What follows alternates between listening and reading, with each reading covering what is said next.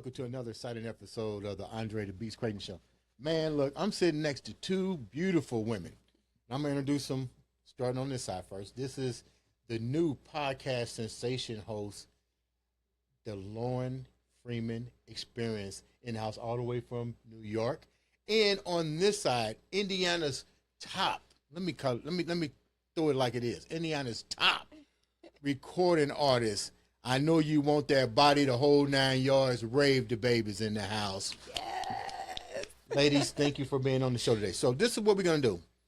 We're going to start with Lauren first. So, Lauren, you're here from New York, and you're talking about promoting your new podcast coming out, hopefully, 2024, the Lauren Friedman Experience. Tell the viewers a little bit about that.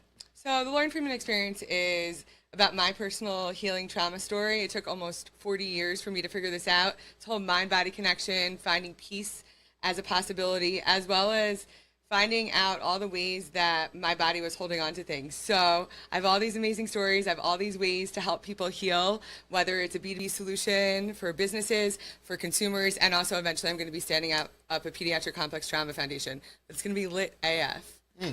So when do you plan on releasing? Your goal is probably what, 2024? Yeah, by the end of this year, it's going to be up. Maybe sooner. You never know. Tune in to find out. Is there a big need for this? Like, why all of a sudden the interest in doing a podcast? I know you talked about a lot of the trauma and stuff, but did you really, what was the need for it? Did you feel there was a need for your voice? I mean, I've been sharing my stories for a long time, and people have always been really receptive to it, and it's always helping them heal or find new ways to either motivate themselves forward, whether it's in any type of situation. So through a series of events, I've always known since I was a little girl I was going to do something with this story. I had no idea how crazy it was going to get. But through a series of events over the last few years, I realized this is my soul's purpose on this planet, to help others through this story. So I have a lot of ways to help a lot of people, and stay tuned. This is only just the beginning.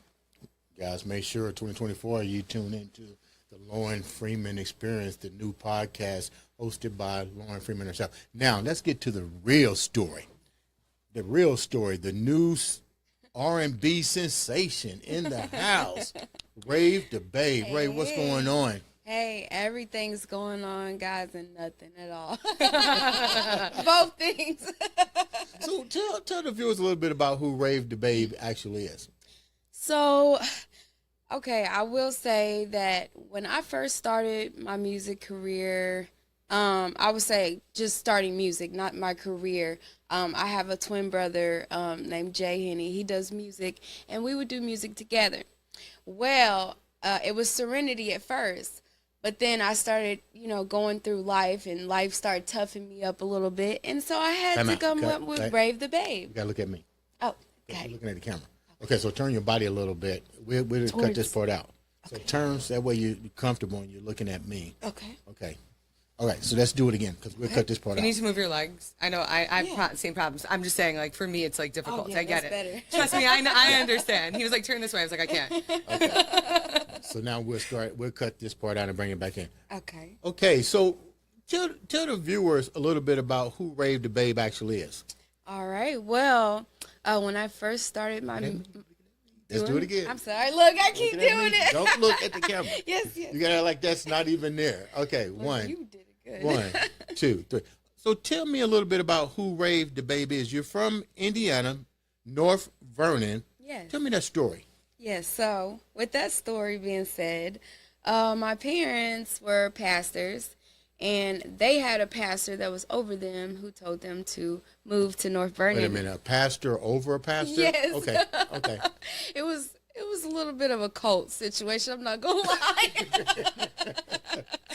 So you wind up moving from there at what age? I want to say I was super young. I don't even remember because I was that young. I was really young, probably about 2. You don't have any memories of Mount Vernon at all, do you? I do, but Really? they were very racist memories. Like my teacher wouldn't answer me. Kids would call me Hold nigger. it. Tell me some of those memories. Yes. Wait, at 2 years old, you remember this? No, I'm saying because I went to middle school and I grew Oh, up. you grew up Yeah, there. yeah. Sorry, I misunderstood I that. ended up moving here in the middle of middle school finally, and then that's when I didn't have to deal with all that stuff. But Yeah. yes, it was like I went through oppression and kind of by myself. I mean, I had my siblings, but I was the only black girl at my school, and some of the kids didn't really see black people in their town, so I would get a lot of racist comments with the kids and the teachers. What did your family say? Because you grew up in a church. Well, Were they you able were to share that with them? yes, but they were always about how God turned the other cheek. That's what I was just supposed to do. So how many times did you turn your cheek is the question. Exactly. And so, but I will say that, even though I went through that, I didn't come out with hate towards anybody, just more of understanding that people don't understand. Mm-hmm. And, I have a mixed daughter, so I didn't come out hating nobody. I'm just saying. Right. But at the end of the day, it was hard. It was hard. It was like I was a little Rosa Parks sitting on the bus. But that's real. That lives inside you. Yes. What made your family come to Indianapolis though? Because if North Vernon, Mount Vernon is south of Columbus, correct? Yes. It's not that far of a drive. What is it? Maybe 45 minutes to an hour to the Greenwood city limits or Indiana. What brought them to Indianapolis per se? Well, my grandparents, they didn't like that we lived out there, and they saw, everything that we were going through. Mm-hmm. And my grandpa marched with Martin Luther King, so he kind of was like, no, I don't want my grandkids going through this, and, we've fought for this, so you shouldn't be having to, go backtracking. And I love that. Yeah. I'm literally getting chills at that. Yeah. That's so like a he came and got story. us and made us live with him in his house in Geis and things. And that's my wonderful. grandparents. Grew up in Geis? Well, for a little while. Okay. A little while. Okay. I was actually grew up everywhere. All sides of town in Indianapolis. My mom moved a lot. Okay. It was a lot. What was it like coming from an environment? Thank you. What was it like coming from an environment like Mount Vernon? And let me clarify something to the viewers. We're not knocking any cities in Indiana at all. This was my story. This is her story. This was back probably when people wasn't ready to change. Yes. There's still probably a lot of racist people out there. Oh, yeah. It still is, yes. So when you come here, leaving that situation, what was the impact like for you? You were still young, but now you're in a diverse cultural It was situation. huge. It was huge because when I came back, I obviously kind of sound what some black people would say white. Proper. Yeah, proper. And so the black girls didn't like me. They thought that I was trying to be somebody I'm not. And I grew up that way, around those people. So I end up just talking, proper. And plus my family is proper anyway. They talk proper. It's just, You it deal runs with in the family. bullying? Yes. Like it's a bad thing. Oh, yeah. I dealt with a lot of bullying. Because of the fact that you spoke a certain way. Yes. And that that's wasn't the only considered reason cultural why. language. Mm-hmm. And you were moving around, so you had to keep integrating. I also was bullied as a kid, upon moving very differently, but it's still very real. Oh, and this yeah. is part of you. Yes. And it shouldn't be a bad thing that your parents speak properly, right? Exactly. But to the community it is. It is. How Yes. did you deal with the bullying? Well, to be honest, I didn't. My twin brother did. Okay. Yeah, he Okay. didn't. He play no games about me. But yeah, he was there. He was the best football player on the team, and so he was like, anybody talking about my sister or messing with her, I know she's a sweetheart. Like, don't mess with her. Like, men and women, let's go. How did you deal with the bullying? You mentioned you had been bullied. Yeah, I dealt with it a lot. I actually was in therapy at 10 years old, but my family, I had rocks thrown at me at one point. My dad wanted to beat all those kids up. My mom's like, you can't do that. But yeah, it took a little bit. It was only like a year or two that I was bullied, but it was something that at the time felt very real. But in retrospect, I realized that I was actually while I was being bullied, I was actually breaking up fights with my parents at the same time. So I'm having chaos in my house. And that was around the same time that I knew I was going to do something with my story. I remember looking out my window, and I didn't even think the bullying was that bad. But in retrospect, getting rocks thrown at you isn't that great. Those are the least of my problems at this point. But you know what I mean? It lives inside you. How did you overcome all of this adversity that clearly at your age, you have to feel a sense of comfortability because you're around your own kind. Yes. And now you have to readjust what you thought would be a perfect environment. Now it's kind of like, what the hell? How do you move forward now? I kind of almost felt like a mixed child. You know what I mean? Yeah. Both sides don't like me, and so I feel the same way, by the way. Yes, and but eventually, I just had to find my people and people who accept who I am, and telling me that nothing's wrong with me. I am who I am, and that's okay. Mm-hmm. That I grew up that way, and that I talk proper, and everything. You know. What's it like to grow up in a spiritual household, because your whole family came from that lineage? Do you feel kind of like, because your music is beautiful. We'll talk about that in a minute. Beautiful music, Thank beautiful lyrics, the whole 9 yards. I could be wrong, but how do you bring that into your household? You know, was your household more spiritual music? How did R&B and all that get in there? We were only allowed to listen to spiritual music, godly music. We would get whoopings if we even got caught listening to anything else. I already know what you're talking about. That's what I'm saying. What, you know, how did you get Marvin Gaye and all that in your career? What really got me, and it's actually a huge thing, and I'm ready to talk about it because maybe some people need to hear. But my father molested me, so it made me not believe in anything that he taught me. You know, it made me kind of rebel. So that's what made me start doing what I felt like doing instead of what my parents told me to do, you know, as an adult, you know, and it kind of, I don't know, it just changed me. It made me figure out who I am instead of what they wanted me to be. Thank you so much for sharing that, by the way. That's really tough, and I'm sure in a community of God, that's also really hard. So thank you. I know how hard. Survival mode is also your superpower. That's my superpower too. Yes. When that happened to you, and I'm sorry that happened, especially from a man of the cloth. Yes. How long was these incidents taking place in your life, and how old were you when they were? It happened one time, and I was 15. It was one enough, you know. My parents divorced and everything over it, and of course, and it took me a long time to get back to me, to get back from the shame, from feeling like a victim, you know, carrying that space around me. Now I'm more light, I'm more cool, I'm loving, you know. I don't carry that weight on me because someone talked to me and they told me that, you know, this person that did that to you, they're living their life and they're happy and they're not worried about what they did to you, and you're carrying this, you know, and they did it. So basically you're carrying their weight that they don't even, you know, have to carry.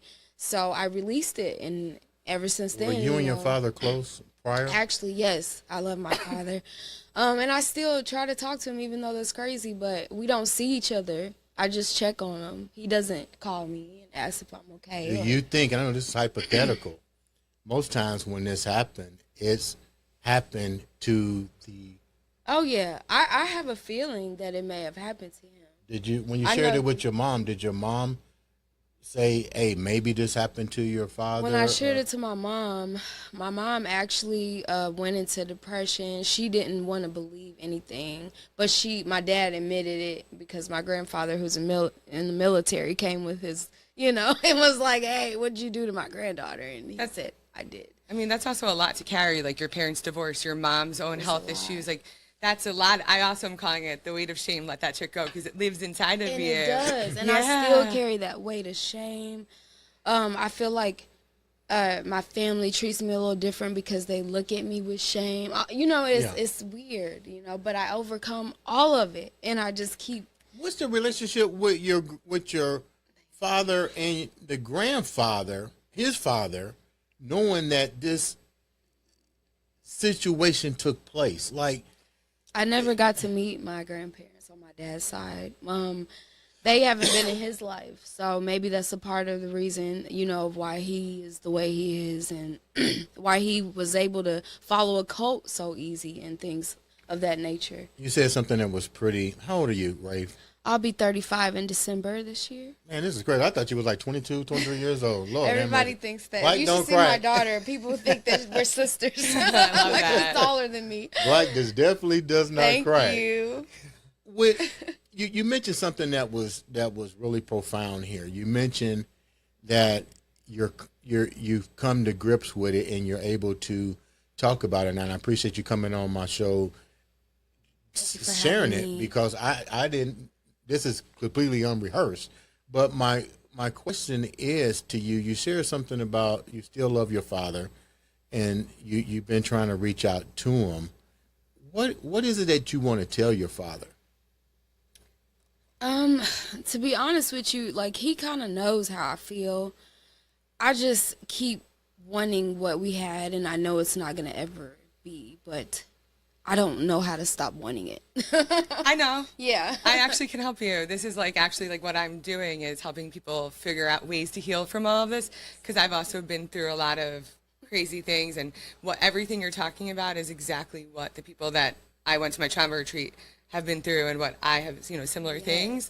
I also didn't have a relationship with my father, who also never met his father. All of these things. I did have a relationship, but also only music can save us. And And that's what's been happening. Yes. And my music, my modeling, I write movies. I actually have 2 right now that's in production, Whimsical Land. I love that. And that's how I get the pain out. That's how I'm happy. That's my family, that's my love, is my artistry. Hold that thought.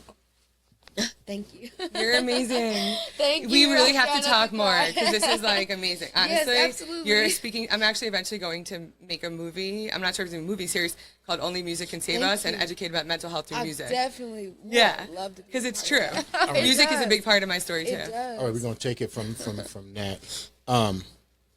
Okay, so we'll slice and put it back in. Yes. So there's clearly some things that are unresolved on both situations, from what you went through and what you went through. Have you been to therapy to address this? No, I haven't. I have. I guess, like, in my mind, because I just think I'm just so smart, and I'm not. Sometimes I'm not. I just think that I know what they're gonna say and they're gonna do, and it's not gonna help me. But I need to not think that way, and I need to open my mind and let that help me, because I do need something.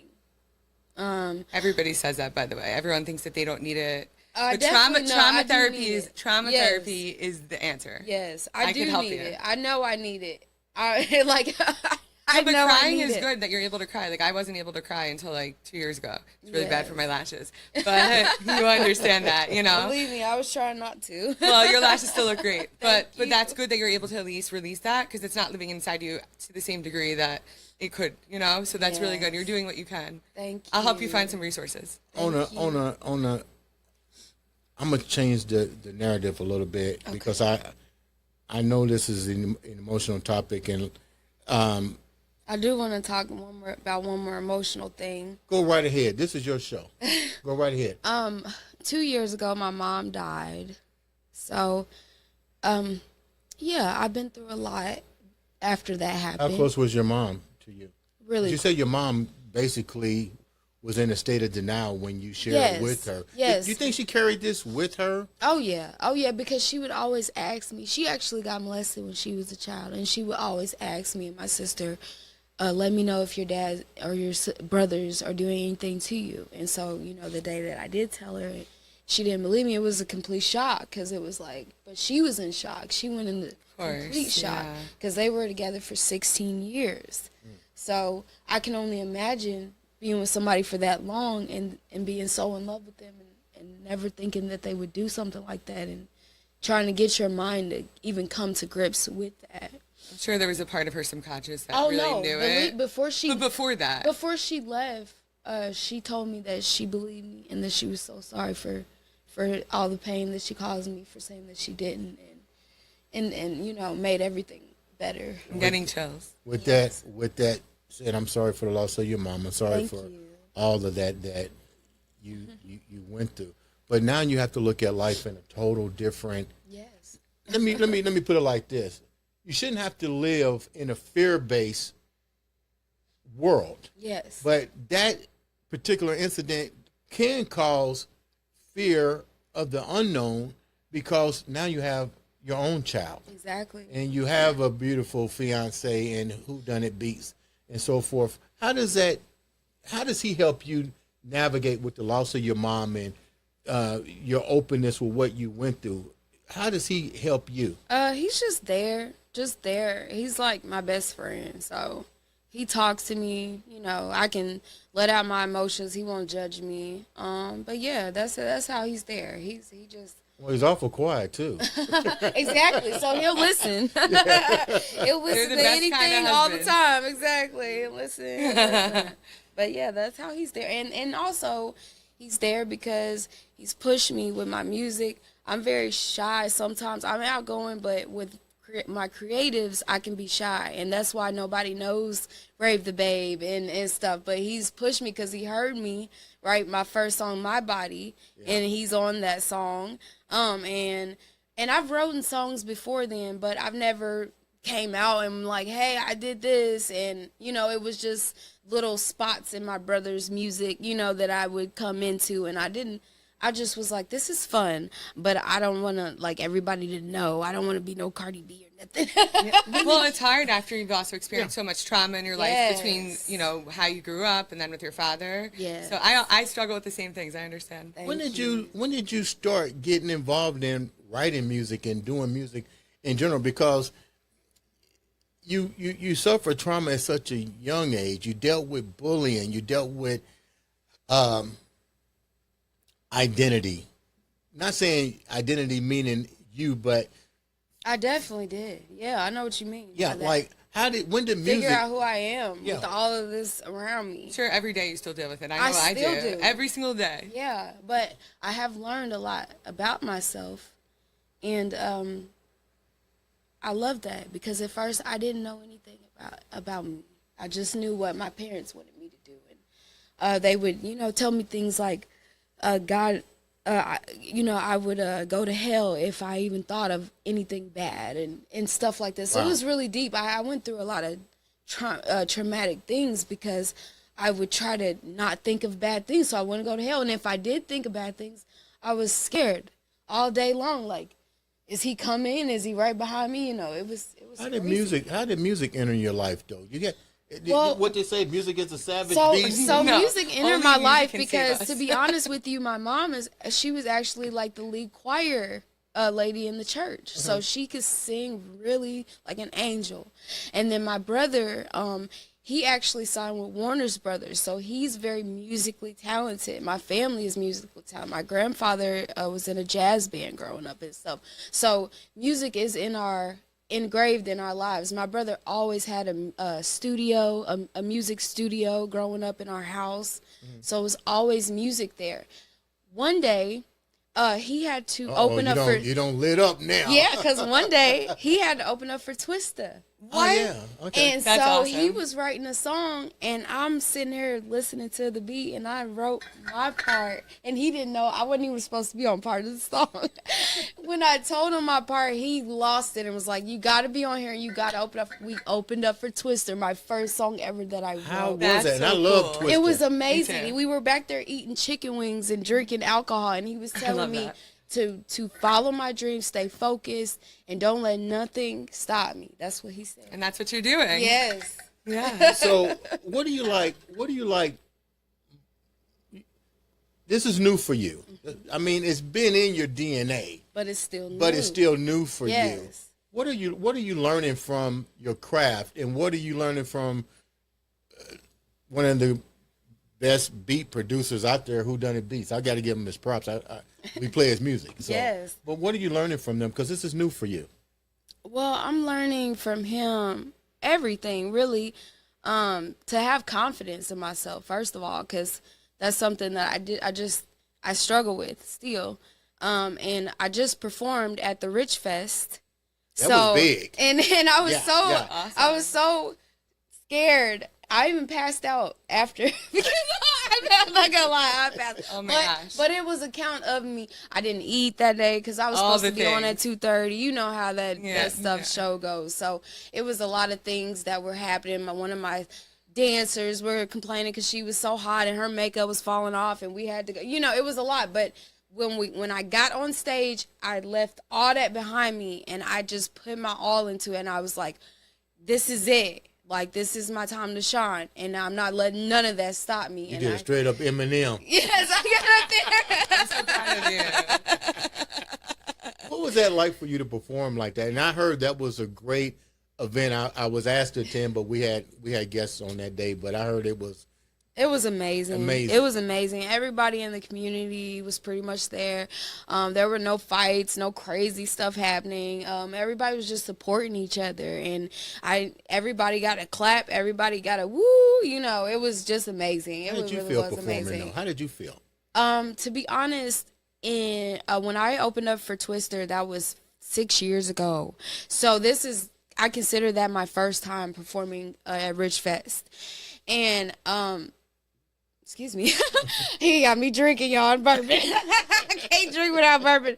But I felt really amazing because I couldn't believe that I got over my fear of getting on there and doing that. Like, I can do movies all day in front of people, and I can do modeling all day in front of people, but singing is a different thing. It's more personal. You know, you did that. You wrote that. You're singing that.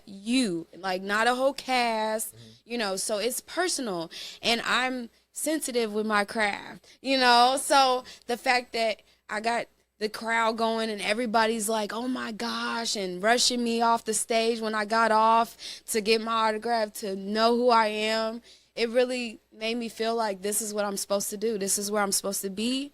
And I shine like a diamond. Your mom like was that. shining down on you. Why does she just think the same thing? Because I know, because I've been thinking about I'm intuitive like that. Yes, she I really is. am. I love her, y'all. I love you already. So the new song that I like, the body. I want to get it right. I know you want my body, or is that it? It's called My Body. My body. Tell me the story behind this song. So the story actually behind this song is, I wanted to, because I know that sex sells, but I also wanted to put a message in there. After you got past the, I see you staring at me, I know you want my body, I start saying things about us queens. I stand by the ocean, I ride the waves. Body language translate as I say. I skip to the G-fly and I get high. I don't contemplate as time goes by. Flow to the glow of my atmosphere. Fall victim to the rhythm that my time is here. Though shade is a fade of my clementine. You can do you and I can claim mine. I manifest the birth of success. I am the queen of the dawn, so don't press. So I'm just giving young women confidence in themselves. They got tricked by that. I see you staring at me. I know you, and then I come in with that knowledge. I love it. Your job. You know what's crazy? My necklace actually says "I'll ride the wave where it takes me." It's from it's actually from a Pearl Jam song, so it's the same thing. You know? I love that. Ride the wave. That's right. Ride the wave. When how much of your pain from what you went through is in your lyrics? Every single piece and part, and every single part of me. Anytime I feel anxious about anything I've been through, I get my pen and my out and I write. I put beats on. I write movies. You know, I write little stories. It just kind of gets my pain out. And I just started doing the dancing thing too. So I'm trying to incorporate everything that I love to do and not being like, oh, I do too much. It's too much that I'm doing, you know. Same. Do you think you're doing too much? Well, people say, you know, that don't do anything will tell me that I'm doing too much. Those that sit idle and see activity, you're doing too much. Yes. By the way, though, it's cathartic, and I'm a writer too by nature. Yes. So like, I also write. We're gonna collab. Oh, we definitely like, are. but it's really healthy, and I also write everything down, Yes. like every single day. So I get what you're saying. Me and her gonna be pissed. You like Yeah, that? we literally just We're became best friends. friends. Yeah, we really did. And I love this. Cheers. Cheers. Cheers to this Sunday and the game. You know, we're gonna get to it. So, are you an independent artist? Correct. Yes, I am. Why did you choose to be an independent artist? I'm just curious. We have a lot of the young entertainers come on here, and I ask them that question. Why do you prefer to be in this day and age? Why is being an independent artist so important to you? My identity and who I am is important.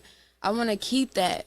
I know that bringing in other things can kind of change who you are, and I just want to bring the authentic me, to people, and I don't want to have to change because a label wants me to look a certain way, or a manager's draining me, because I would love a manager if they, that everything, they cross the dots and dot the I's. I know that was backwards, but you know what I'm saying. We know what you're saying, and you're gonna get there. By the way, Thank you. You could own your own story, and Thank you could dress you. the way you want. You could talk the way you want. Thank you. You don't have to change for anybody. That's all about healing. Thank you. And then there's also my daughter who can sing like crazy. She sounds like Adele. She old is sounds she? like she will be 14 in January. Y'all should collab. And her voice, people cry, people get chills when they hear her. It's like a healing. She has a healing. It runs aura in the about her. family. Yes, but she's way better than me. I doubt it. Oh my God. She's my mother is what she is. Ooh, You guys should collab. we should. Musical family. Yes. Before Thank we wrap up, She heals me. you've been blessed to be in the midst of some great Indiana talent. Absolutely. We have the Alley E, we have Dempsey, we have Dead Silence, we have 12, Yes. Damon Call. Yes. I hope I didn't leave nobody out. We have tons of up and coming talent here. K Hugs, you name it, we got it here. Who are some of your favorite inspirational local artists that you came in contact with? I would say Kiana Flowers. I love her music. It's very, very different. It's kind of country to me. Don't kill me, Kiana. And plus, both our names are Kiana, and we have this this spiritual thing going on where Right. we just read each other. It's weird, and you know that our name means that we lead people. And we really naturally do without trying, both me and her. So she's a competitor, and I'm more of a person where I don't compete. I am who I am. You can't compete with me because I am me and you are you. And so we do this all the time where, like, I just did my performance. She's like, oh, my God, I got to compete with you. I'm like, girl, do your thing. You compete with yourself. Exactly. so- you could enhance each other. Yes. So yes. do all I'm I all about see that. a collaboration? Oh, we are. Okay, We're actually thinking about a Kiana and Kiana podcast. I love that. Because okay, we're okay. funny and silly and I all love that. Kiana squared. She's more cover up, and I'm more so we're gonna get both of that. Conservative. She's the conservative Kiana and I'm the crazy Kiana. I love that. Thank you. Thank you so much for taking the time to come on to the show and share such a beautiful story. Definitely unscripted. I wasn't prepared for you being so transparent with what happened to you in your developmental stages of life. Before we wrap up, leave the viewers with some words of inspiration. You definitely put your craft into your work. Your music is beautiful. We love that you're giving us the opportunity to play it on the I Am Beast radio station. Leave the viewers with what keeps you going. Okay, viewers. What keeps me going is my daughter. She is me, but 3, 5, 6, 100 times better. And she amazes me. She is very in tune like an adult. She does not let me feel certain things. She's a blocker of pain. Mm-hmm. And she's like an angel on this earth. Everybody who meets her thinks she's an indigo child. Like, she's just amazing. And my mom, I feel like she gifted me her, you know, so that when she's gone, I have something that's her, but even more. So someone told me that I was an indigo child and a rainbow child. Oh yes, and Yeah. I've heard that about myself too. Yeah. I guess I'm so humble that it's hard for me to Own your power. and I need to, because gonna help you do my that. friends say that they're like, you have so much power within you, but you're so humble. You're too You humble. can be humble and have power. You don't have to. I have to find the balance. I'm gonna help you do that. We're gonna do it. Thank you. Rave the Babe in the house. Rave the Babe. How can people reach out to you for appearances and so forth? How can we reach out to you? So, I will first give you my email, Kiana Young, KEYONAYOUNG 08@gmail.com. You can also find me on TikTok as Kiana Young /Rave the Babe. You can find me on Instagram as Rave the Babe 02. And then you can find me on Facebook as Kiana Young /Rave the Babe. That's some serious social media. Lauren Friedman, The Experience. How can the viewers reach out to you to follow you for your new up and coming podcast? Yeah, thank you so much. So it's as in THE_LF Experience on Instagram as well as TikTok, and then on YouTube, and my email and my website is the-LF Experience, or no, the-LFE. Yes, So- get it right, y'all. Y'all better go see Yeah, her. we're Y'all gonna, better we're go gonna follow post her. it somewhere for you. Yes, I updated You it want to all. follow her, believe me. Ladies, thank you for being on the show. Once again, this is Rave the Babe, the Lauren Friedman Experience new podcast 2024 coming out. This has been another exciting episode of the Andre The Beast Crayton Show.